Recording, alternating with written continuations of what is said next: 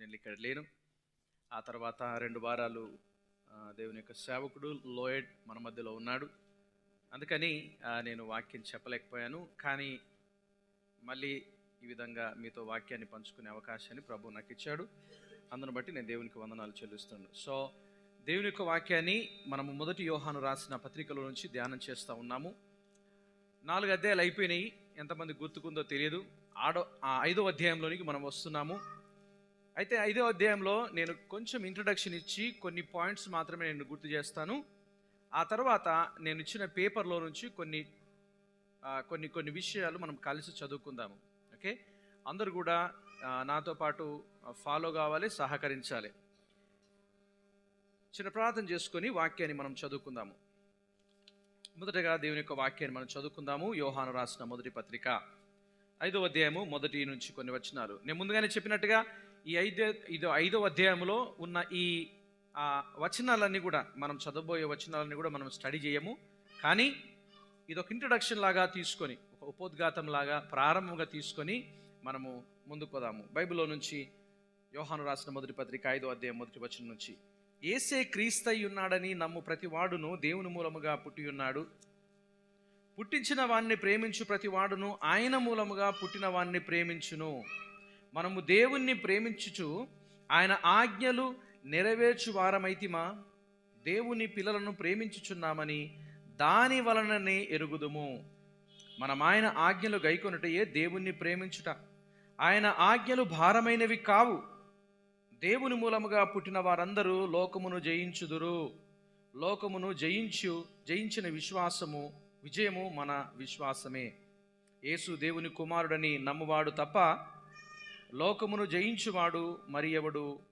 దేవుడు తన మాటలు మన వినికిడిలో దీవించును గాక. చిన్న ప్రార్థన. ప్రియ తండ్రి, మరొకసారి ఇది నాన్న మీ వాక్యాన్ని ధ్యానం చేసే అవకాశము దీనిలో మనం మాకు ఇచ్చారు.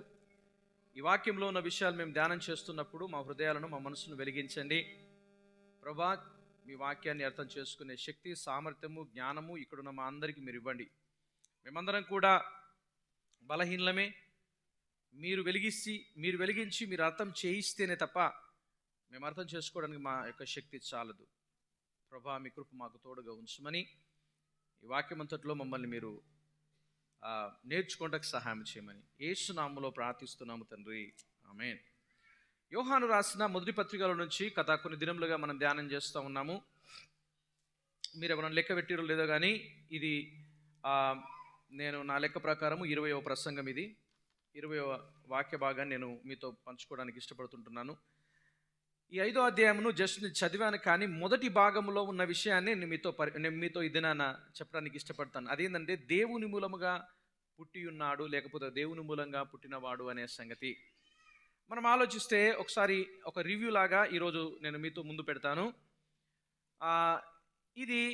దీని యొక్క ముఖ్యమైన టాపిక్ ఏంటంటే దేవుని పిల్లలు వారి యొక్క ముఖ్యమైన గుర్తులు. అంటే దేవుని పిల్లలను, దేవుని సంబంధులను, క్రైస్తవులను ఏ విధంగా మనం గుర్తించవచ్చు. ఇంకో విధంగా ఆలోచిస్తే మనము దేవుని పిల్లలమని చెప్పుకుంటున్నాము, మరి ఈ గుణగణాలు, ఈ లక్షణాలు మనలో ఉన్నాయా? ఒకటి, మనల్ని మనం పరిశీలన చేసుకోవడానికి. రెండవది, మన చుట్టూన్న వారిని కూడా పరిశీలన చేయడానికి. నేను ముందు నుంచే చెప్తా ఉన్నాను, మనం ధ్యానం చేస్తున్నాము. ఈ యోహాను రాసిన మొదటి పత్రిక అంతా కూడా మనల్ని మనం పరిశీలన చేసుకోవడానికి, మన చుట్టూన్న వారిని ఎవరు దేవుని సంబంధులు, ఎవరు దేవుని సంబంధులు కారు అని పరిశీలన చేయటానికి ఒక మెజరింగ్ రాడ్ లాగా, ఒక కొలమానం లాగా ఈ వాక్యం అనేది ఉంటుందని నేను గుర్తు చేస్తూ ఉన్నాను. ఒకసారి ఆలోచిస్తే ఈ యొక్క యోహాను రాసిన మొదటి పత్రిక అంతా కూడా ఈ యొక్క గ్రంథకర్త, రచయిత ఆయన ఉన్న స్థలంలో గమనించండి. ఈయన యవనంలో ఉన్నప్పుడు యేసుక్రీస్తు ఉన్నాడు. యేసుక్రీస్తు చనిపోయి సమాధి చేయబడి తర్వాత తిరిగి లేచి ఆయన పరలోక రాజ్యం చేరిన తర్వాత ఆయన ఒక స్థలంలో ఉన్నాడు. ఎఫెసు ప్రాంతంలో నివాసం ఉన్నట్టుగా చూస్తాము. ఎఫెసు ప్రాంతంలో నివాసం ఉండడమే కాదు, కానీ ఆ ఎఫెసు ప్రాంతంలో నివాసం ఉండి చుట్టుపక్కల ఉన్న సంఘాలను చాలా గమనించడం ప్రారంభించాడు. చాలా సంఘాలలో క్రీస్తును గురించిన, రక్షణ గురించిన అవగాహన తక్కువైపోయింది. వారిని చూస్తూ ఉంటే వీళ్ళు లోకస్తులా లేకపోతే దేవుని సంబంధులా అర్థం కాని పరిస్థితుల్లో ఉన్నది. అలాంటి వారిని ఒక పరీక్షల చేత, ఒక వాక్యము చేత నిజంగా మీరు దేవుని సంబంధులా లేకపోతే దయ్యం సంబంధులా, లోక సంబంధులా దేవుని సంబంధులా అని గుర్తు చేయడానికి ఈ రకరకాల టెస్టులను వాళ్ళ ముందు పెడుతున్నాడు. ఇందులో ముఖ్యంగా 3 రకాల పరీక్షలు పెడుతున్నాడు. ఒకటి ఏంటంటే మోరల్ టెస్ట్ అంటారు. అదేంటంటే నైతికపరమైన పరీక్ష. ఈ నైతికపరమైన పరీక్ష ఎలాంటిది అని అంటే, ఆ రోజుల్లో యేసుక్రీస్తు గురించిన తప్పుడు అవగాహన మాత్రమే కాదు కానీ వాళ్ళ జీవితం గురించి కూడా తప్పుడు అవగాహన వాళ్ళకు ఉన్నది. అందులో ఎక్కువగా నమ్మేవారు ఎవరంటే నాస్టిక్స్ అంటారు. వీళ్ళు ఏం చేస్తారంటే, మనసు మంచుకుంటే చాలు, హృదయం మంచుకుంటే చాలు, శరీరం ఎట్లా ఉన్నా పర్వాలేదు. ఇంకో విధంగా చెప్పమంటారా, ఆదివారం నాడు మనకిష్టం వచ్చినప్పుడు కొద్దిసేపు ప్రార్థన చేసుకొని కళ్ళు మూసుకొని దైవ ధ్యానంలో ఉంటే చాలు, మిగతా రోజుల్లో నువ్వేం చేసినా పర్వాలేదు. నీ శరీరంతో పాడు పనులు చేసినా పర్వాలేదు, పాపం చేసినా పర్వాలేదు, నీ తలంపులో పాపమున్న పర్వాలేదు, నువ్వు ఈ లోక సంబంధంగా ఎట్లా జీవించినా పర్వాలేదు అని ఒక రకమైన సిద్ధాంతం అనేది ఆ రోజుల్లో ఉన్నది. అయితే వాక్యంలో చెప్పబడుతున్నట్టుగా ఆయన పెడుతున్న ఒక పరీక్ష ఏమిటి అని అంటే, నీ మనసు ఎంత పవిత్రంగా ఉన్నదని నువ్వు ఆలోచిస్తున్నావో నీ శరీరం కూడా అంత పవిత్రంగా ఉండాలి. నీ మనసు ఎంత క్లియర్గా ఉన్నదని నువ్వు ఆలోచిస్తున్నావో నీ ఆలోచనలో కూడా క్లారిటీ ఉండాలి.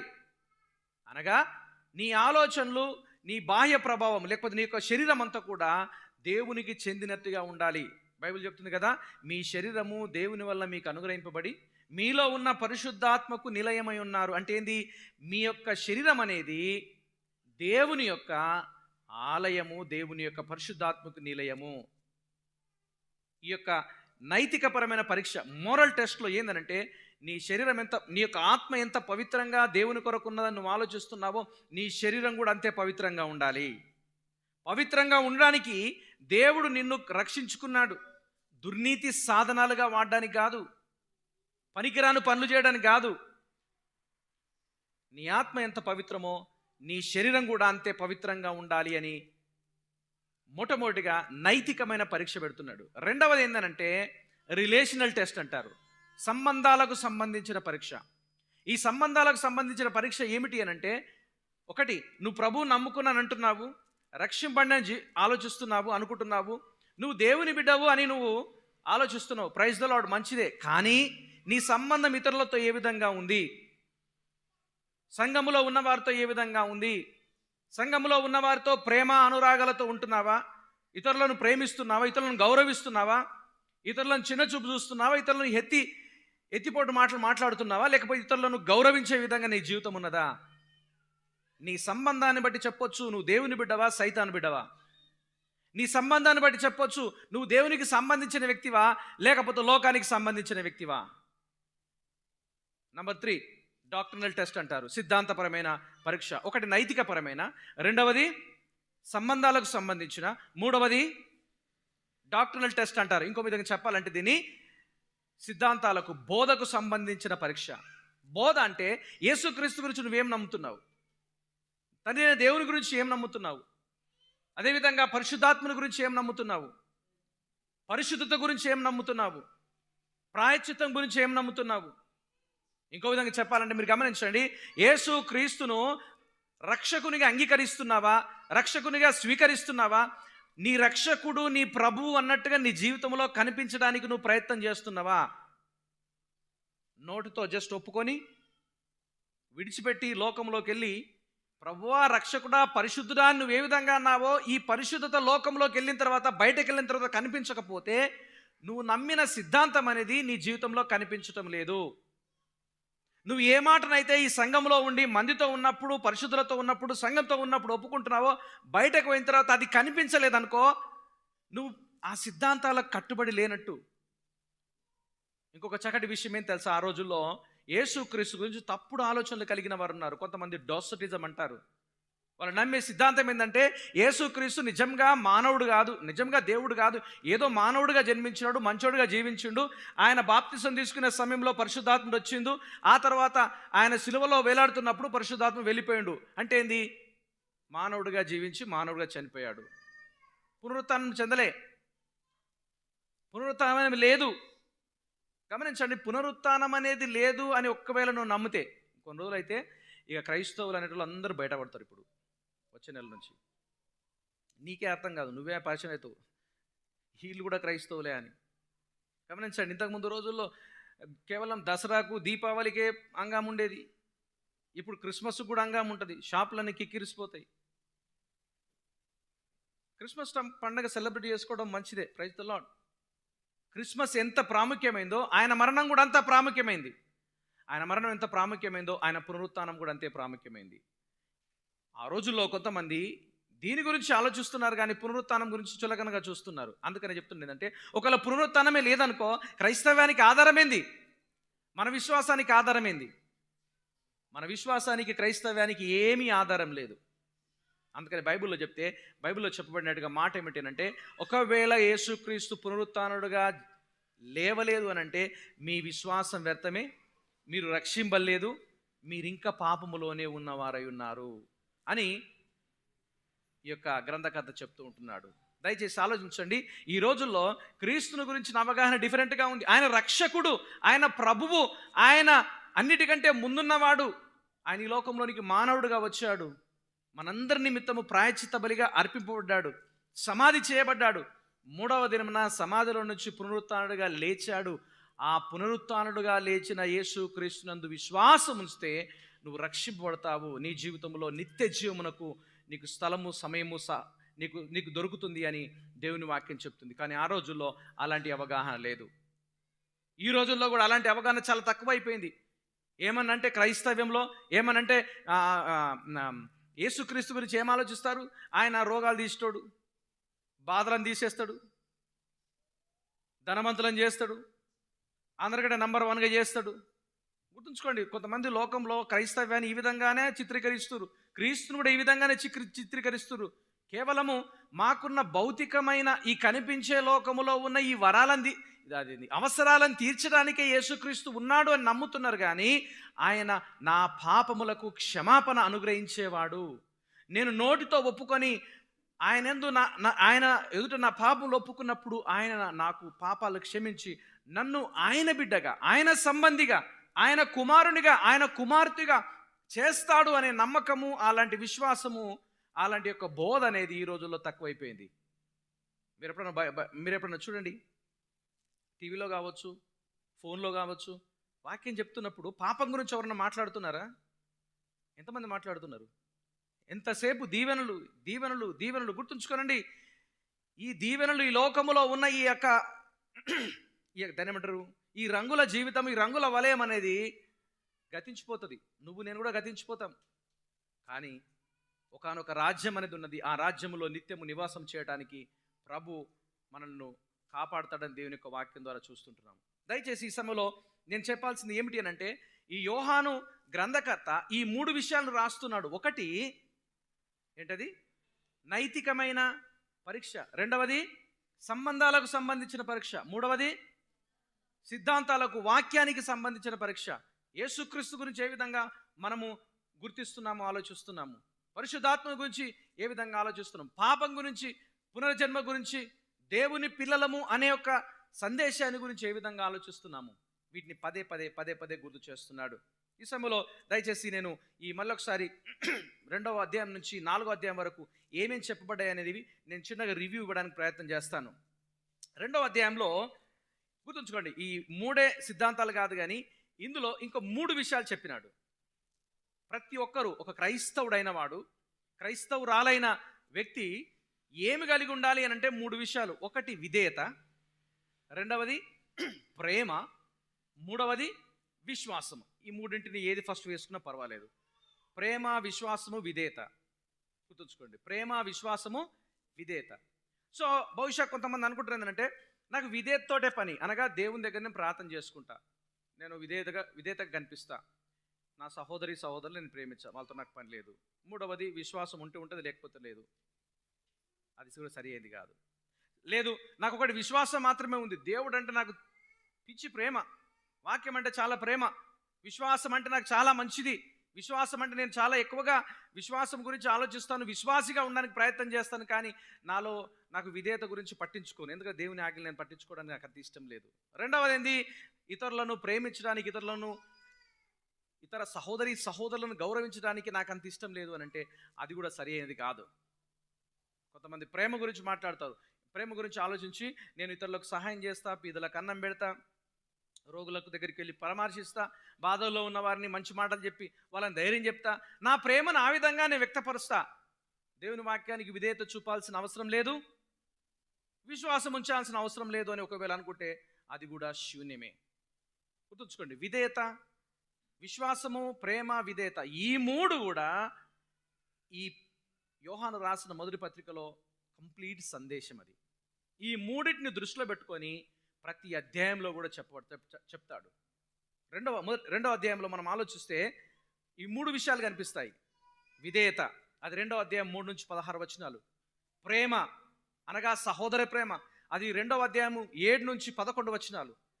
విశ్వాసము, అది 2వ అధ్యాయము 12 నుంచి 27 వచనాల వరకు. ఈ 2వ అధ్యాయంలో 3 విషయాలు చెప్తాడు. చెప్పండి, ఎన్ని విషయాలు? 3 విషయాలు. విధేయత, ప్రేమ, విశ్వాసం. 3వ అధ్యాయం వచ్చేసరికి 2 విషయాలు చెప్తాడు. అందులో ఒకటి విధేయత, రెండవది ప్రేమ. విశ్వాసం గురించి ఎక్కువగా మాట్లాడాడు. అది 2వ అధ్యాయం 28 నుంచి 3వ అధ్యాయం 10వ వచనం వరకు. ప్రేమ అనేది 3వ అధ్యాయం 10వ వచనం నుంచి 18వ వచనం వరకు మనం చూస్తాము. అది 3వ అధ్యాయంలో. 4వ అధ్యాయం వచ్చేసరికి ఈ 2 విషయాలు చెప్తాడు. గుర్తుంచుకోండి, 2వ అధ్యాయంలో 3 విషయాలు, 3వ అధ్యాయంలో 2 విషయాలు, 4వ అధ్యాయంలో 2 విషయాలు. అవేంటి అంటే విశ్వాసము, ప్రేమ గురించి ఎక్కువగా ఎంఫసైజ్ చేస్తాడు, ఎక్కువగా బోధిస్తాడు. విశ్వాసము, ప్రేమ. గమనించండి, అంటే దీని యొక్క అర్థాన్ని మనం గమనించినట్లయితే మన యొక్క ప్రేమ ఇతరులతో ఏ విధంగా ఉంది, మన విశ్వాసము దేవుని సంబంధులమని లోకము, దేవుడు ఏ విధంగా గుర్తిస్తున్నాడు, ఈ విషయాన్ని 4వ అధ్యాయంలో స్పష్టంగా చెప్తాడు. 5వ అధ్యాయం వచ్చేసరికి చూడండి, మనం చదివిన 5 వచనాల్లో ఈ 3 సంగతులు చూపిస్తాడు.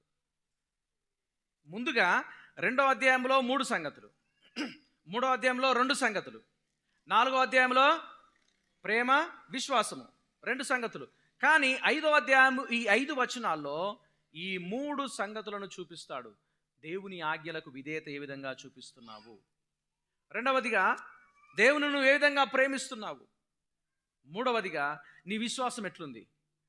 ఈ సంగతుల గురించి ఇందులో చెప్పబడినట్టుగా దేవుని యొక్క వాక్యంలో చూస్తాము. మొదటి వచనం చదవండి, ఏమనుంది? యేసే క్రీస్తయ్యున్నాడని నమ్ము ప్రతివాడు దేవుని మూలముగా పుట్టినవాడు. దేవుని మూలంగా పుట్టినవాడు అంటే దేవుని పిల్లలు, దేవుని సంబంధి, దేవుని కుమారుడు, దేవుని కుమార్తె. బైబిల్లో దేవుని పిల్లలు, విశ్వాసులకు, దేవుని సంబంధులకు ఇవ్వబడిన పేర్లు చాలా ఉన్నాయి. నేను దీని గురించి చదువుతూ ఉంటే జాన్ మెకాథర్ అనే దేవుని యొక్క సేవకుడు ఆయన పుస్తకంలో ఇవన్నీ లిస్ట్ చేసిండు. అవన్నీ జస్ట్ మీ ముందు పెట్టాలనుకుంటున్నా. ఓకే, ఇవన్నీ రాసుకోవడానికి మీరు ప్రయత్నం చేయకండి.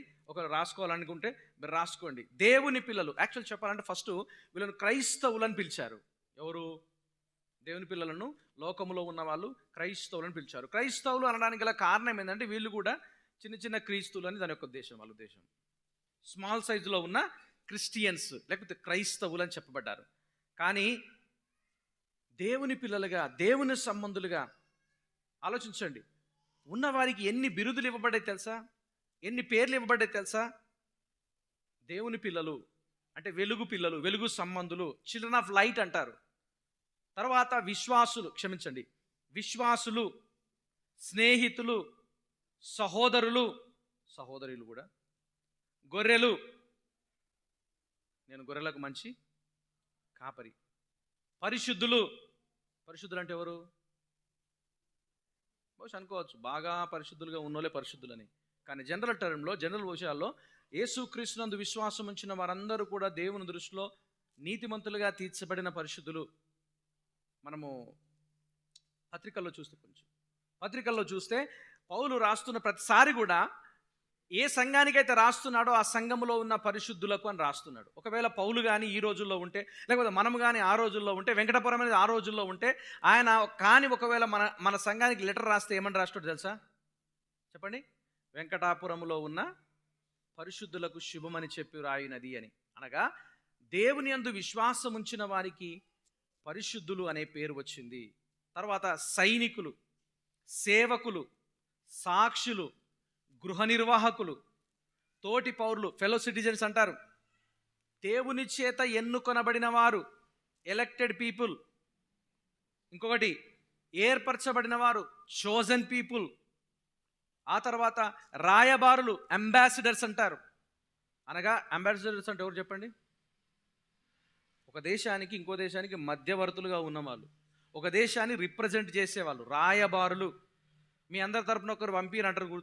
ఆ మాట విన్నారు ఎప్పుడన్నా? కులం తరపున ఒకరు పంపిరి అంటారు. దాని యొక్క అర్థం ఏంది? రాయబారులు అనగా అందరినీ రిప్రజెంట్ చేసేవాళ్ళు. దయచేసి మనకు అలాంటి పేరు పెట్టాడు. నాయకులు, తర్వాత ద్రాక్ష తీగలు. ద్రాక్షావళి నేను, తీగలు మీరు అనే మాట మనం విన్నాం కదా, ద్రాక్ష తీగలు. తర్వాత వాక్యంలో చూస్తే సజీవమైన రాళ్ళు, సభ్యులు. ఏంటది? సభ్యులు, మెంబర్స్, సజీవమైన రాళ్ళు. ఇంకోటి ఏం తెలుసా? వెంబడించు వారు, విడిపింపబడిన వారు. 5వ అధ్యాయంలో 4-5 వచనంలో చూస్తే ఇంకో మాట ఉంది. ఎవరు చెప్పండి? చూసి చెప్పండి, ఎవరంతా స్మార్ట్ ఉన్నారో చూస్తా. జయించువారు. ఓకే, లాస్ట్గా మనం ఆలోచిస్తే జయించేవారు. ఎన్ని బిరుదులు ఉన్నాయి కదా దేవుని బిడ్డలకు, క్రైస్తవులకు, దేవుని సంబంధులకు. ఇన్ని బిరుదులు యేసు క్రీస్తునందు విశ్వాసం ఉంచడం ద్వారా మాత్రమే కలిగినయి. ఆయన ఎదుట పాప క్షమాపణ పొందుకోవడం ద్వారా మాత్రమే కలిగినాయి అనే సంగతిని మనం చూస్తాము.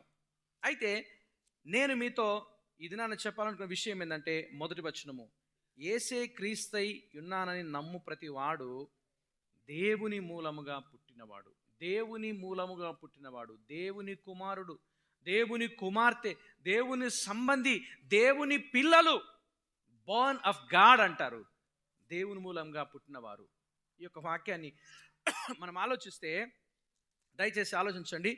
నూతన జన్మ అనేది దేవునితో మరియు దేవుని పిల్లలతో ఉన్న సంబంధాలన్నిటికీ ప్రారంభం అంట.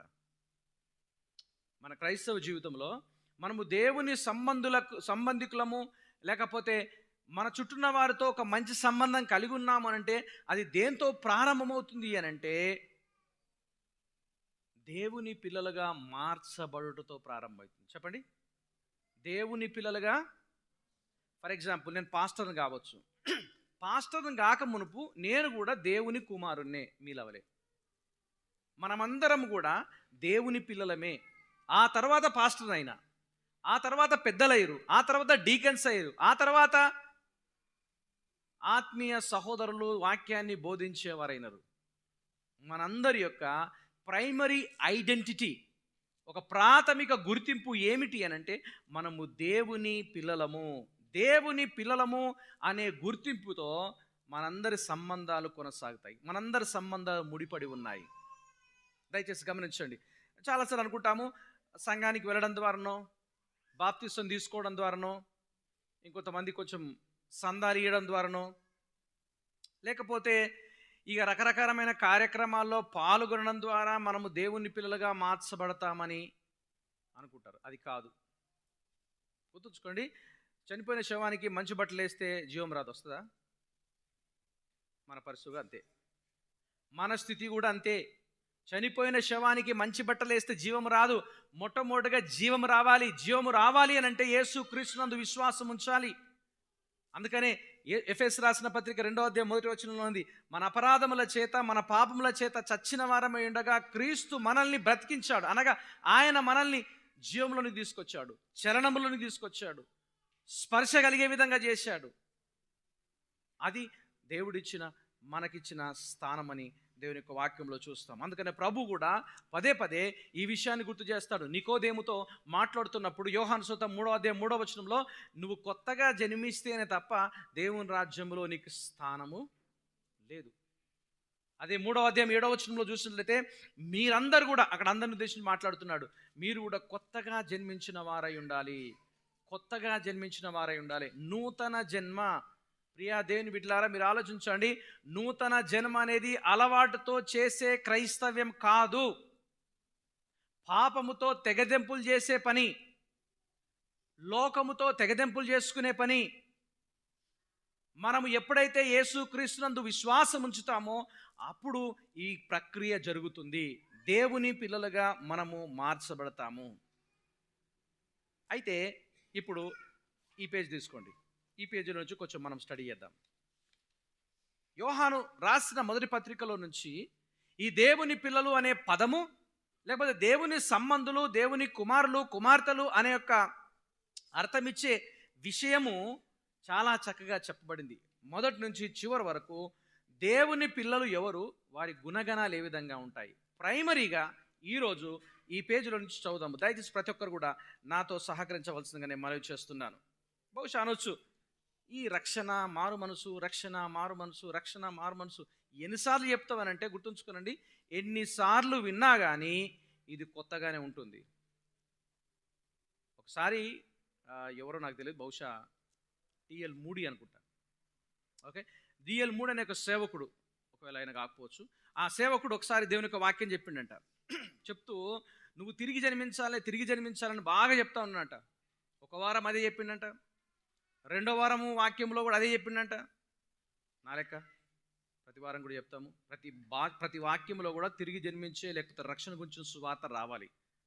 ఎందుకంటే అది చాలా ముఖ్యమైనది. అదే అన్నిటికీ ప్రారంభము. రెండోసారి చెప్పిండంట, మూడోసారి చెప్పిండంట, నాలుగో వారం కూడా తన వాక్యం చెప్తున్నప్పుడు ఇదే విషయము, నువ్వు తిరిగి జన్మించాలి, నువ్వు రక్షణ పొందుకోవాలని చెప్పినప్పుడు ప్రార్థన అంతా అయిపోయిన తర్వాత ఒక ఆమె, ఒక పెద్ద వయసులో ఉన్న ఆమె చాలా కోపంతో వచ్చిందంట. చాలా కోపంతో వచ్చి, 4 వారాల నుంచి వింటున్నా, నువ్వు చెప్పిందే చెప్తున్నావు, తిరిగి జన్మించాలి, రక్షింపడాలి, రక్షణ పొందుకోవాలని చెప్తున్నావు, అసలు ఏంది నీ మాటనంటే ఆయన అన్నాడంట, నువ్వు తిరిగి జన్మించాలన్నాడంట. నీకు రక్షణ అవసరం ఉందని చెప్పి ఇంకా వేరే ఏ మాట చెప్పలే. అయ్యో గట్లా అనుకున్నావా, సారీ అట్లేం చెప్పలే. ఎందుకు తెలుసా, ఆమెకు రక్షణ గురించి అర్థం కాలేదు కాబట్టి కోపం వచ్చింది. ఆమెకు ఆ యొక్క భక్తి విషయము లేకపోతే తిరిగి జన్మించాలనే విషయము ఆమె అంత అశ్రద్ధ చేసింది కాబట్టి ఆమెకు సూటిగా చెప్పాల్సి వచ్చింది. దయచేసి ఆలోచించండి. ఈ యోహాను రాసిన పత్రికల నుంచి మనం ఇన్ని రోజులు నేర్చుకున్నవి, నేను జస్ట్ క్యాలిక్యులేషన్ చేస్తుంటే తెలిసింది, ఇప్పటి వరకు సుమారు 20 ప్రసంగాలు అయిపోయినాయి. ఇందులో నుంచి ఎన్ని ప్రసంగాలు? 20 ప్రసంగాలు. ఓకే, ఈ సారాంశం అంతా ఏంది అనంటే, దేవుని పిల్లలుగా ఉన్నవారి గుణాలు ఏ విధంగా ఉంటాయి, క్రైస్తవులుగా ఉన్నవారి గుణాలు ఏ విధంగా ఉంటాయంటే, నంబర్ 1, దేవుని వలన పుట్టినవారు ఆయన ఆజ్ఞలు గైకొంటారు. మొదటి యోహాను 2వ అధ్యాయం 3వ వచనం ఏమని తెలుసా? బైబిల్ తీయదు, ఇక్కడనే ఉంది మొత్తం వాక్యం అంతా, మీరు బైబిల్ తీయద్దు, జస్ట్ ఇక్కడనే చూడండి. మరియు మనం ఆయన ఆజ్ఞలను గైకొని ఎడల దీని వలననే ఆయనను ఎరిగి ఉన్నాం, ఆయన తెలుసుకొని ఉన్నాము. ఏనండి, దేనివల్ల? ఆయన ఆజ్ఞలు గైకోవడం ద్వారా. ఆయన ఆజ్ఞలు ఏంటివి గుర్తుంచుకోనండి, పశ్చాత్తాపము, మారు మనస్సు, రక్షణ జీవితము, పరిశుద్ధ జీవితము, సంఘ సహవాసము, ఆత్మీయ ఎదుగుదల, ఇవన్నీ కూడా ఆయన ఇచ్చిన ఆజ్ఞలు. ఆజ్ఞలలో భాగము ఆయన ఆజ్ఞలు గైకొనాలి. 2వ అధ్యాయం 4వ వచనంలో ఆయనను ఎరిగి ఉన్నామని చెప్పుకొనుచు ఆయన ఆజ్ఞలను గైకొనని వాడు, ఇక్కడ మరి ఆలోచించండి, వానిలో సత్యము లేదు. ఆయన ఆజ్ఞలు గైకొన్నామని చెప్పుకోవచ్చు అంటే ఆయన మాకు తెలుసు, యేసుప్రభు మాకు తెలుసు, రక్షింపడ్డాము, మేము కూడా దేవుని బిడ్డలమని చెప్పుకుంటూ ఆజ్ఞలు పాటించకుండా జీవిస్తే వాళ్ళు ఎలాంటి వాళ్ళంట? అబద్ధికుడు. అంటే దానికి అర్థం ఏంటంటే, నువ్వు ఏ విధంగానైతే వాక్యాన్ని నమ్ముతున్నావో ఆ విధంగా జీవితంలో కనిపించాలి. కనిపించలేదనంటే, ఫర్ ఎగ్జాంపుల్ నేను అడిగిన అనుకో, ఒక నిమిషం, చాలాసార్లు ఏమైపోతుందంటే మనల్ని చాలామంది బైబిల్ స్టడీకి రారు, అంత ఇయర్స్ ఉంటుంది. ఓకే, చాలామంది బైబిల్ స్టడీకి రారు. ఒకవేళ కలిసినప్పుడు నేను అడిగిన అనుకో, బైబిల్ స్టడీకి ఎందుకు రాలేవని స్టోరీలు చెప్తారు. ఆ స్టోరీలో వాస్తవం లేదనే సంగతి వాళ్ళకి తెలుసు, నాకు మాత్రం తెలియదు, చెప్పింది నమ్మాలి, అంతేనా కదా? కానీ దేవునికి తెలుసా లేదా? దేవునికి తెలుసు అనే సంగతి వాళ్ళకు కూడా తెలుసా తెలీదా? కానీ అక్కడ ఒక స్టోరీని తయారు చేస్తారు. అందరు కాదు, కొంతమంది ఉన్నారు. మీరు అందరూ చాలా మంచోళ్ళే, మీ అసంటోళ్ళు కాదు, కానీ వాళ్ళు కొంచెం జర వెనకబడిపోయిన వాళ్ళు. మీరు ఆలోచించండి, బైబిల్ ఏమైంది తెలుసా? ఏమనుంది? ఆయన ఆజ్ఞలు గైకొనకుండా, అంటే ఆయన ఎరిగి ఉన్న, ఆయన మాకు తెలుసు, యేసు ప్రభు మాకు తెలుసు అని చెప్పేవారు. ఆయన ఆజ్ఞలు గైకొనకుండా ఆయనను ఎరుగున్నామని చెప్పేవారు ఎవరంట? దయచేసి ఆలోచించండి. నంబర్ 2, దేవుని వలన పుట్టిన వారు క్రీస్తు నడిచినట్లే, అంటే క్రీస్తు వలె జీవిస్తారు. ఓకే, క్రీస్తు వలె జీవిస్తారు. క్రీస్తు ఏం చూపించాడు? అసలు క్రీస్తు యొక్క జీవం ఏ విధంగా ఉంది? మనం ఆలోచిస్తే గాస్పల్స్లో లేకపోతే సువార్తల్లో మనం చూస్తాము ఆయన విధానము, ఆయన భక్తి, ఆయన అన్నింటిలో మాదిరికరమైన వాడు, ధర్మశాస్త్రం నెరవేర్చగలిగిన వాడు, మనకంటే ముందున్నవాడు. ఆయనను చూసి మనం నేర్చుకోవచ్చు. కానీ యోహాను యొక్క భాషలో మీరు చూడండి ఏమనుంది? ఆయన వాక్యము గైకొనును, ఎవడు గైకొనునో వానిలో దేవుని ప్రేమ నిజముగా పరిపూర్ణమైంది. అదే 2వ అధ్యాయం 6వ వచనంలో, ఆయన యందు నిలిచి ఉన్నానని చెప్పుకొనువాడు ఆయన ఎలాగూ నడుచుకొనెనో అలాగే తానును నడుచుకొనడ బద్ధుడై ఉన్నాడు, నడుచుకోవలసిన వాడై ఉన్నాడు. మనం ఆయన యందున్నామని దీని వలన తెలుసుకున్నాము. యేసుక్రీస్తు ఉదాహరణ. ఆయనను చూస్తూ, ఆయనను గమనిస్తూ, ఆయన బోధలు వింటూ, ఆయన నడిచినట్టుగా, ఆలోచించినట్టుగా, ప్రవర్తించినట్టుగా మనం ఉండాలని ప్రభువు చెప్పాడు. దయచేసి గమనించండి. ఎందుకనంటే ఆయనను అనుసరించవలసిన అవసరత మనకున్నది. బహుశా ఆయన దేవుడు కాబట్టి చేసిండు, మనకు అవసరమా? మనం చేయగలమా అంటే? ఆయన మానవ స్వభావం, మానవ జీవితంలో ఆయన ఉన్నాడు, మానవుడుగా ఉన్నాడు. గుర్తుంచుకోండి, మానవుడుగా జీవించాడు. మన బలహీనతలు ఆయనకు తెలుసు. ఆయనకు ఆకలేసింది, ఆయన కోపం వచ్చింది, ఆయనకు తృష్ణ కలిగింది, ఆయనకు అసూయ క్షమించండి, ఆయనకు ఆవేశం కలిగింది. ఆవేశాన్ని ఎట్లా కంట్రోల్ చేసుకోవాలని తెలియదా? చేయలేడా? అట్లనే కంట్రోల్ చేసుకోమంటున్నాడు. ఆయన వలె నడుచుకున్న వారై ఉండాలి. నంబర్ 3, దేవుని వలన పుట్టిన వారు ఇతరులను ద్వేషించరు కానీ వారిని ప్రేమిస్తారు. దయచేసి ఆలోచించండి. వాక్యం చదువుతారు, డిస్కస్ చేద్దాం. 2వ అధ్యాయం 9వ వచనం ముందు, వెలుగులో ఉన్నానని చెప్పుకొనుచు తన సహోదరుణ్ణి ద్వేషించేవాడు ఇప్పటి వరకు చీకట్లోనే నిల్చున్నాడు. క్లియర్? ఇది క్లియరా?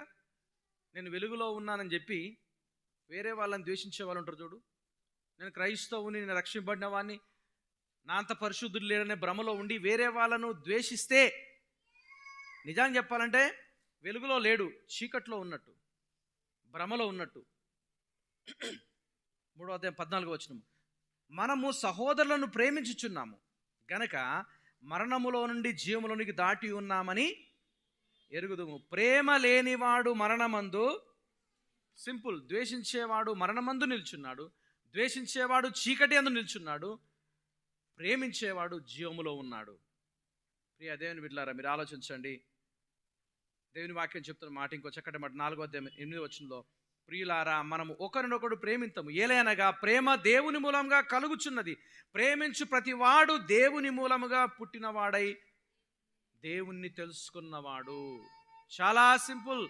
మన ప్రవర్తన, మన జీవన విధానం అనేది ఏ విధంగా ఉంది? ద్వేషించినట్టుగా ఉందా లేకపోతే ప్రేమించినట్టుగా ఉందా? ఇక్కడ ఒక సింపుల్ మాట చెప్తానండి. ద్వేషము, అసూయ, ఈర్ష్య, క్రోధము ఇవి దేవుని వలన పుట్టినవి కావు. ఇవి కంటిన్యూగా చేసేవారు. గలతీ రాసిన పత్రిక 5వ అధ్యాయం 19వ ప్రకారము దేవుని రాజ్యమును స్వతంత్రించుకోడు ద్వేషించేవారు. ప్రియ దేవుని బిడ్డలారా, మీరు గమనించండి. అసూయతో ఉండేవారు. నేను చాలాసార్లు దీనికి చెప్తాను, అసూయ, ద్వేషము, ఈర్ష్య ఇది ఎలాంటిది అంటే, నువ్వు విషం తాగి వేరేటోళ్ళు చచ్చిపోవాలని కోరుకోవడం. క్లియర్? నువ్వు విషం తాగి వేరే వాళ్ళ సావును కోరుకోవడం. ఒకవేళ ఇట్లయితే ఎంతమంది మీ రోజుకి ఎన్నిసార్లు తాగేటోళ్ళము? అంతేనా కదా? ఒకవేళ మనం తాగి వేరే వాళ్ళ సాగు కోరుకుంటే అది జరుగుతుంది అనుకుంటే రోజుకి ఎంతమంది తాగేటోళ్ళు? దేవుని వలన పుట్టిన వారు ఇతరులను ద్వేషించరు. నంబర్ 4, దేవుని వలన అనగా దేవుని మూలముగా పుట్టిన వారు లోకాన్ని ప్రేమించరు. మనకు తెలుసు, లోకాన్ని ప్రేమించదు. లోకములో ఉన్న వాటిని మీరు ప్రేమించొద్దు. లోకములో ఉన్నవన్నీ కూడా ఏంటి అంట? శరీరాశ, నేత్రాశ. దీని గురించి మనం స్టడీ చేశాం. ఆలోచించండి. లోకమును ప్రేమించమంటే, లోకములో ఉన్న వాటిని ప్రేమించడం అంటే అదే మన జీవిత గమ్యంగా జీవించడం అన్నమాట. మనకు పని చేయాలి, డబ్బులు సంపాదించుకోవాలి, కుటుంబాలను పోషించుకోవాలి, చిట్టీలు కట్టాలి, ఇవన్నీ ఉన్నాయి, బాధ్యతలు ఉన్నాయి. ప్రైజ్ ది లార్డ్, మంచిదే. కానీ అదే లోకంగా, అదే ధ్యాసగా, అదే విధంగా మనం జీవిస్తే లోకాన్ని ప్రేమించినట్టు.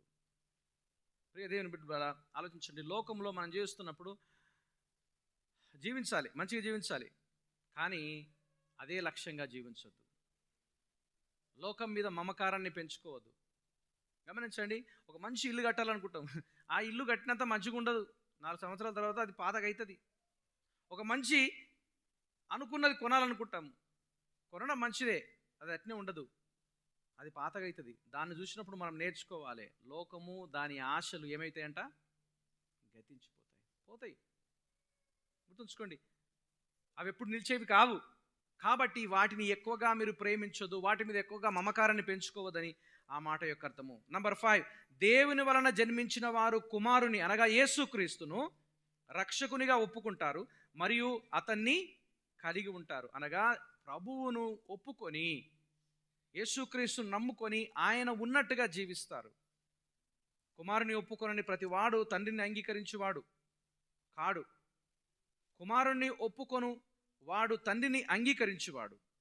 అంటే కుమారుణ్ణి ఒప్పుకొనని వాడు తండ్రిని అంగీకరించిన వాడు కాదు. ఈ మాట రాయడం గల కారణం ఎందుకు ఇంతకుముందు చెప్పిన కదా, యోహానున్న ఆ పరిసర ప్రాంతాల్లో యేసుక్రీస్తు గురించి అవగాహన తప్పుగా ఉంది. ఆయన మరణించాడు, తిరిగి లేవలే అని అవగాహన ఉంది. అంటే ఏంది? యేసుక్రీస్తుని నువ్వు ఒప్పుకోవడంలే, ఆయన రక్షణనే, ఆయన పునరుత్థానాన్ని ఒప్పుకోవడంలే. యేసుక్రీస్తుని ఒప్పుకోవడం అంటే, నేను 9-8 గుర్తులు ఒకసారి చెప్పాను, మీకు గుర్తుకుందో లేదో ఒకసారి వెనక్కి వెళ్ళి ఆ వాక్యాన్ని మీరు వినండి. దానిలో మీకు తెలుస్తుంది ఆయన దైవత్వాన్ని, ఆయన మానవత్వాన్ని, ఆయన కన్యమరియ గర్భమున జన్మించినాడనే సత్యాన్ని, పాపములకు ప్రాయచిత్తము చేయగలిగిన దేవుడని, ఆయన మరణించాడని, ఆయన మరణం చేత మనకు రక్షణ సంప్రాప్తమైంది, దగ్గరికి వచ్చిందని, ఆయన శిలువ మీద మరణించి సమాధి చేయబడి 3వ దినమున తిరిగి లేచాడని ఆయనను ఒప్పుకోవాలి. ఈ సత్యాలను నువ్వు కన్ఫామ్గా నమ్మితేనే నువ్వు తండ్రిని నమ్మినట్టు లెక్క, తండ్రిని గుర్తించినట్టు లెక్క. కుమారుని ఒప్పుకున్న వాడు తండ్రిని ఒప్పుకోలేడు. ఇంకో చక్కటి మాట ఉంది, దేవుని కుమారుని యందు విశ్వాసముంచు మీరు నిత్యజీవము గలవారని తెలుసుకున్నట్లు నేను ఈ సంగతులను మీకు రాసి ఉన్నానని అది మనం చూస్తాము 5వ అధ్యాయం 12వ వచనంలో. దయచేసి ఆలోచించండి. నంబర్ 6 ఏంటంటే, దేవుని ద్వారా పుట్టిన వారు అనగా దేవుని కుమారులు, దేవుని పిల్లలు, దేవుని ద్వారా అనగా దేవుని వలన పుట్టిన వారు నీతిని ఆచరిస్తారు. ఆలోచించండి, నీతిని ఆచరిస్తారు అంటే ఏదో లోకంలో కనిపించే నీతి క్రియలు కాదు. ఇది దేవుడు నీకు ఇచ్చిన నీతిని బట్టి నువ్వు అంగీకరించడం ద్వారా, రోమీయులకు రాసిన పత్రిక 5వ అధ్యాయం 1వ వచనం ప్రకారము యేసుక్రీస్తునందు విశ్వాసం ఉంచడం ద్వారా మనము నీతిమంతులుగా తీర్చబడి తండ్రి అయిన దేవునితో సమాధానం కలిగి ఉన్నాము. ఆ నీతి గమనించండి.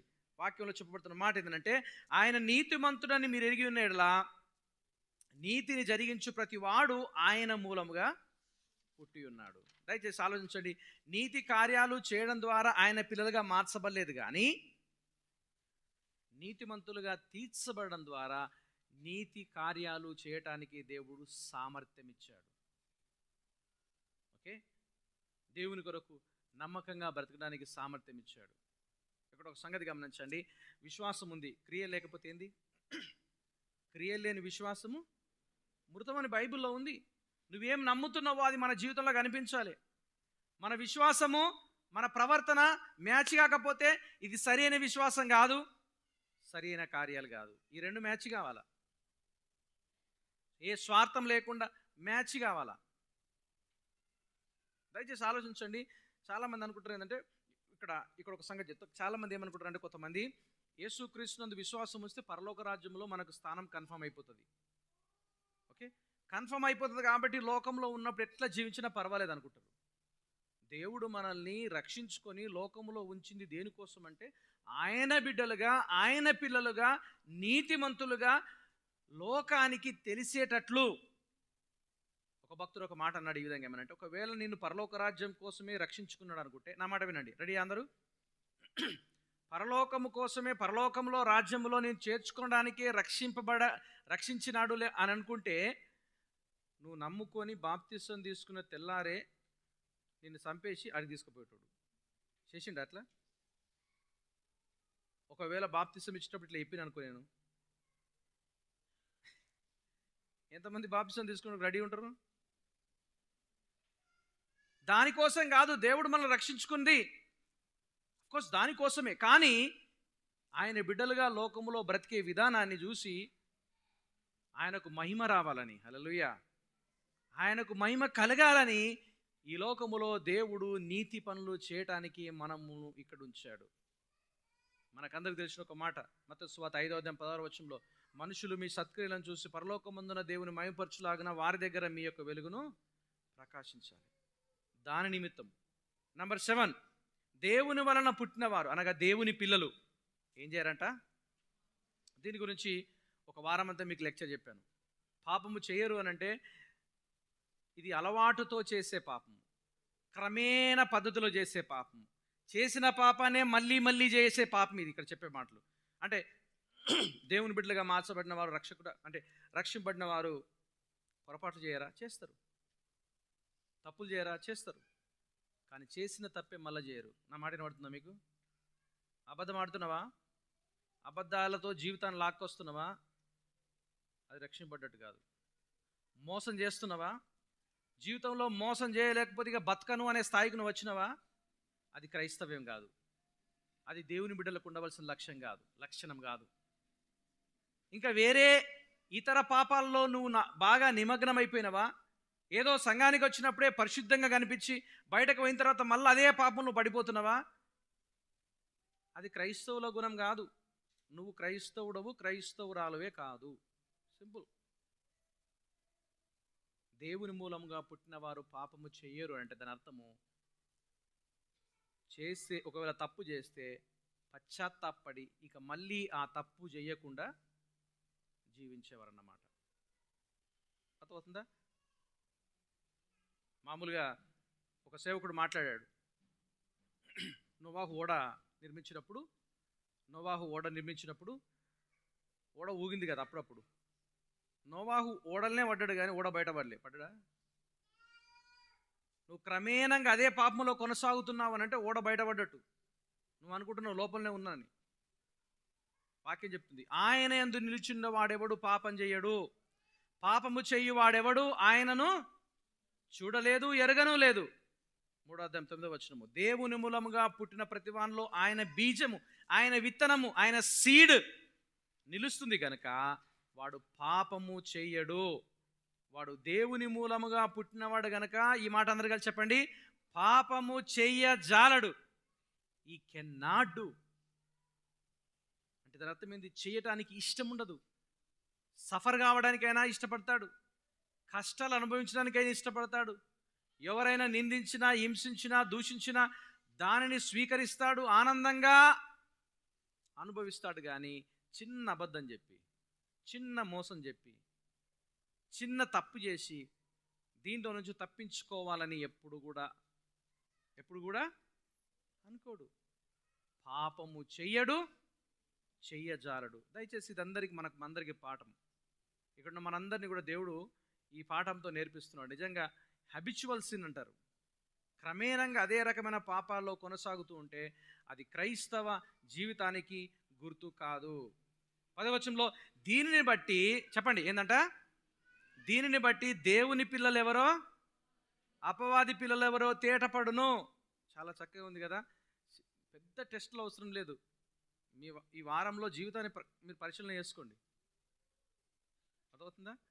ఈ వారంలో జీవితాన్ని పరిశీలన చేసుకోండి. మీరు క్రైస్తవులు కాదా? దేవుని బిడ్డలు కాదా? ఈ మాట చెప్పినప్పుడు నేను ఇక్కడ 3వ అధ్యాయం 10వ వచనంలో ఒక సూత్రం చెప్పాను, గుర్తుకుంది కదా?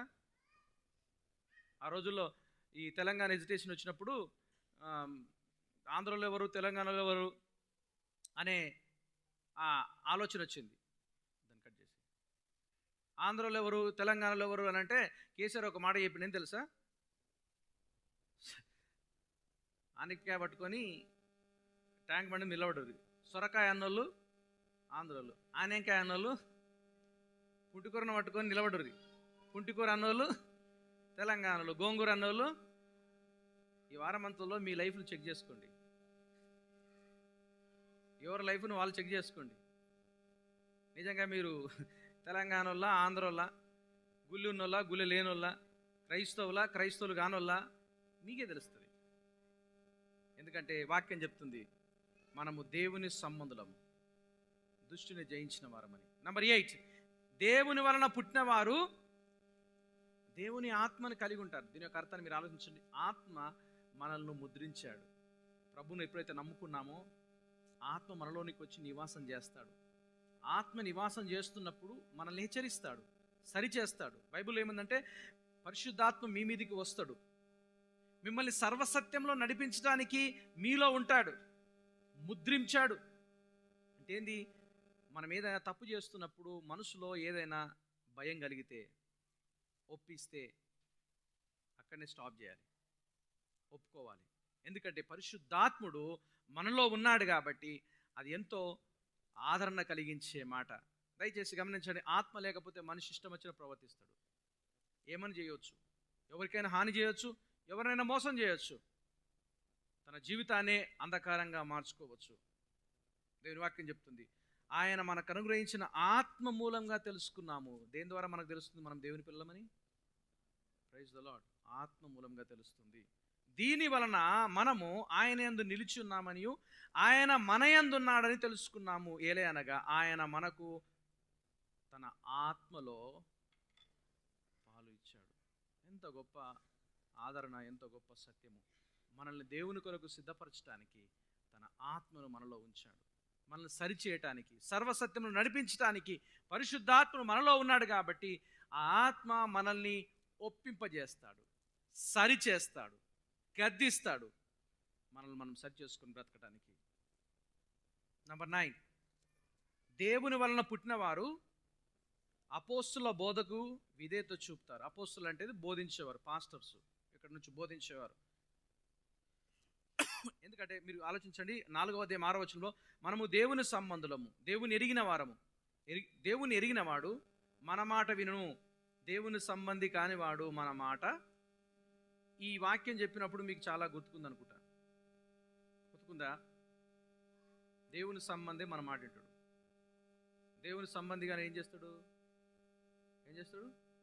కొంతమందికి నా వాక్యం నచ్చది, నన్ను అందరు మెచ్చుకుంటారని ఎప్పుడు నేను ఆశపడా. ఎందుకంటే అందరిని మెచ్చుకుంటారు, నేను బతకాలంటే నా వల్ల కాదు. నాకు నేనుగా దేవుడు నన్ను నిర్మించినట్టుగానే బతుకుతా. ఒకవేళ నాలో పాపం ఉంది, నాలో దోషం ఉంది, నేను దేవునికి వ్యతిరేకమైన కార్యాలు చేస్తున్నానంటే నన్ను హెచ్చరించండి. కానీ వాక్యం గిట్లా చెప్పొద్దు అని అంటాం చూడు, అది నీ పని కాదు. బైబిల్ ఏం చెప్తుంది తెలుసా? ఏం చెప్తుంది? దేవుణ్ణి ఎరిగిన వాడే మన మాట వింటాడు, దేవుణ్ణి తెలిసిన వాడే మన మాట వింటాడు. ఆయన కొంచెం అలా అడ్రస్ పంపించేయండి, కొంచెం మీరు మీ దగ్గర పెట్టుకోండి, తీసుకోండి. మీ పిల్లగాడు తిరుగుతుంటే మాకు కూడా ఆనందం, మీకంటే ఎక్కువ ఆనందం ఉంది. కానీ దేవుని వాక్యం చెప్తున్నప్పుడు మాత్రం మీ దగ్గర పెట్టుకోవాలి. దేవుని ఎరిగినవాడు మన మాట విను. ఇక్కడ ఆలోచించండి, నేను ఒక పాస్టర్గా చెప్తున్నప్పుడే మీరు వింటారని కాదు. మీరు ఎప్పుడన్నా దేవుని మాటలు చెప్పండి ఎవరికన్నా. పాపాన్ని గురించి హెచ్చరించండి, వాళ్ళు చేసే తప్పుల గురించి మాట్లాడండి, అప్పుడే తెలిసిపోతుంది వాళ్ళు మీ మాటకు రెస్పెక్ట్ ఇస్తారా. ఇక అందరిని కలుపుకొని చేసే ఒక తప్పు ఉంటుంది కదా, అందరు నీతిమంతుల, ఏంటది మన భాషలో చెప్పంటారు, అందరు సక్కనోళ్ళ. అందరు కాదు, నువ్వనుండు, చూపెట్టు నువ్వన్న. నీకు నల్ల అద్దాలు పెట్టుకుని అందరు కర్రెగూరంటే ఎట్లా? నీకు అర్థమైందన్నమాట? లోకమంతా కర్రెగానే ఉందన్నట్టు ఎట్లా? నీ అద్దాల ప్రాబ్లం. నువ్వు దేవుని వాక్యాన్ని ఇతరులతో పంచుకున్నప్పుడు రెస్పెక్ట్ చేస్తురా, లేకపోతే అవమానపరుస్తురా? దేవుని వాక్యం చెప్తుంది, దేవుని సంబంధి మన మాట వింటాడు. దేవుని సంబంధి కానివాడు మన మాట వినడు. ఆలోచించండి. అంతెందుకు దూరంలో మీ భర్తలతో చెప్పురి. ఇలా చాలా మంది రాలే కదా ఇయ్యాల. మీ భర్తలతో చెప్పండి. విన్నారనుకో, ప్రైజ్ ద లార్డ్, వచ్చేవారం తీసుకెళ్ళి. వినలేదనుకో, నువ్వు వినాలని చెప్పండి. ఇందువలన మనము సత్య స్వరూపైన ఆత్మ ఏదో, భ్రమపరచు ఆత్మ ఏదో మనకు తెలుస్తుంది. అర్థమైందా? నీ మాట వింటే, నీ మాటకు రెస్పెక్ట్ ఇస్తే, నువ్వు చెప్పే వాక్యానికి వాళ్ళు రెస్పెక్ట్ ఇస్తే వాళ్ళు దేవుని సంబంధులు అని తెలుస్తుంది. ఒకవేళ అవమానపరిస్తే దేవుని సంబంధులు కారు అని తెలుస్తుంది. దీనివల్ల తెలుసుకునే అవకాశం ఉంది. నెంబర్ 10, దేవుని మూలంగా పుట్టిన వారు యేసు క్రీస్తు అని నమ్ముతారు. యేసే క్రీస్తు అయి ఉన్నాడని నమ్ము ప్రతివాడు దేవుని మూలంగా పుట్టాడు. పుట్టించిన వానిని ప్రేమించు ప్రతివాడు ఆయన మూలముగా పుట్టిన వాణ్ణి ప్రేమించును. సింపుల్. నువ్వు దేవుణ్ణి ప్రేమిస్తే దేవుని మూలముగా పుట్టిన వాణ్ణి ప్రేమిస్తావు. 5వ అధ్యాయం 1వ వచనంలోని అర్థం. అనగా దేవుని సంబంధిగా ఉంటావు అనే సంగతిని ఈ యొక్క వాక్యం ద్వారా తెలుసుకుంటున్నాం. నెంబర్ 11, దేవుని వలన పుట్టిన వారు లోకాన్ని జయిస్తారు. లోకాన్ని జయిస్తారు. దయచేసి ఆలోచించండి. లోకాన్ని జయిస్తారు అని అంటే ఈ మాట యొక్క అర్థం ఏంటంటే, ఇక మనం కత్తి పట్టుకుని అందరిని దూసుకుంటూ పోతామని కాదు. ఈ లోకాన్ని జయించే పరిస్థితి ఏంది అనేది దేవుని చిత్తం అయితే వచ్చే వారంలో నేను మీకు ఎక్స్ప్లెయిన్ చేస్తాను. ఎందుకంటే 5వ అధ్యాయం 4వ వచనం ఉంది. దేవుని మూలంగా పుట్టిన వారు ఏమనుంది? ఇలా కాదు, బైబిల్ చూడు. ఇప్పుడు 5వ అధ్యాయం 4వ వచనం, దేవుని మూలముగా పుట్టిన వారందరూ లోకమును జయించుదురు. లోకమును జయించిన విజయము విశ్వాసం. అనగా లోకమును జయిస్తారు. దాని యొక్క అర్థం ఏంటంటే పాపపు క్రియలను జయిస్తారు, అపవాది క్రియలను జయిస్తారు, ఆత్మ సంబంధమైన వ్యక్తులుగా జీవించడానికి ప్రయత్నం చేస్తారు. కనుక దయచేసి నేను మీ ముందు ఈ యొక్క మొదటి యోహాను రాసిన పత్రిక ఇంతవరకు విన్న వాక్యాలన్నింటినీ రివ్యూ చేయడానికి ఈ పేపర్ మీకు ఇచ్చాను. ఒక మనవి ఏంటంటే, ఇది తీసుకుపోండి, మీ దగ్గర ఉంచుకోండి. మీరు సింగిల్గా ఒంటరిగా ఉన్నప్పుడు చదవండి. ఈ వచనాలను చదవండి. అందరు రెడీయా? ఇందులో ఉన్న గుణగణాలు నిజంగా నాలో ఉన్నాయా? ఏంటది? ఇందులో ఉన్న గుణగణాలు నాలో ఉన్నాయా, లేకపోతే ఏమైనా తక్కువ ఉన్నాయా? ఎవరిని వారు పరిశీలన చేసుకునే అవకాశం ఉంది. నువ్వు ఒంటరిగా ఉన్నప్పుడు నిన్ను ఎవరు చూడరు, దేవుడు నిన్ను చూస్తుండు. నువ్వు ఒంటరిగా ఉన్నప్పుడు, నువ్వు ఆలోచిస్తున్నప్పుడు ఎవరు నీకు ఎస్ ఆర్ నో అని చెప్పరు. పరిశుద్ధాత్ముడు నీ జీవితాన్ని కనిపెట్టి చేస్తున్నాడు. కనుక దయచేసి ఈ సమయంలో నేను మనవి చేసేది ఏమిటి అనంటే, దేవుని పిల్లలుగా, దేవుని సంబంధులుగా, దేవుని ఎరిగిన వారుగా మన స్థానము, మన జీవము, మన విధానం ఏ విధంగా ఉంది? ఈ 11 ప్రశ్నలతో, 11 సమాధానాలతో ఎవరిని వాళ్ళు పరిశీలన చేసుకోవాల్సిందిగా ఇది నాన్న దేవుని వాక్యంతో నేను ముగించి ఈ సమయంలో మిమ్మల్ని నేను వాక్యాన్ని ముగిస్తున్నాను. దయచేసి అందరు కళ్ళు మూసుకొని చిన్న ప్రార్థన చేసుకుందాము. నేను మనవి చేసేది ఏమిటి అనంటే, ఇన్ని సంగతులు తెలిసినా కూడా ఇంకా నాకు కాదులే, నాకు సంబంధించింది కాదులే అన్నట్టుగా ఒకవేళ నువ్వు పెడచోని పెడితే, దేవుడు నీకు మరొక అవకాశం ఇస్తున్నాడు. నీ హృదయాన్ని హెచ్చరిస్తున్నాడు. నువ్వు దేవుని ఎదుట పశ్చాత్తాపడాలి, ఆయన ఇచ్చే ఉచితమైన రక్షణ పొందుకోవాలి, ఆయన రాజ్యంలో స్థానం కలిగి ఉండాలి, ప్రవేశించాలి. అదే ప్రభు నీకు ఇస్తున్న ఒక గొప్ప అవకాశం. ఇంత గొప్ప రక్షణ నువ్వు నిర్లక్ష్యం చేస్తే అది మంచిది కాదు అని దేవుని వాక్యం సెలవిస్తుంది. కనుక దయచేసి ఎవరికి వారు ఒక చిన్న ప్రార్థన చేసుకోండి. జీవం గల మా ప్రియ పరలోకపు తండ్రి, మహోన్నతుడా, మంచి కాపరి, మంచి దేవుడా, మీ ప్రియ కుమారుని యేసుక్రీస్తులో మీరు మాకు ఇచ్చిన రక్షణ ఎంత గొప్పదో, ఎంత ఉన్నతమైనదో, ఎంత ఆశీర్వాదమైందో మేము గ్రహించగలుగుతున్నాం. ప్రభా, ఇంత గొప్ప రక్షణను మీరు మాకు చూపిస్తున్నప్పుడు మేము ఎన్నో సందర్భాల్లో నిర్లక్ష్య పెట్టాము, కానీ ప్రభా నీ కృప చేత మమ్మల్ని రక్షించుకున్నారు, మీ బిడ్డలుగా మార్చుకున్నారు. మరొకసారి మమ్మల్ని మేము పరిశీలన చేసుకోవడానికి ఈ 11 ప్రశ్నల ద్వారా మా ముందుకు తీసుకుని వచ్చారు.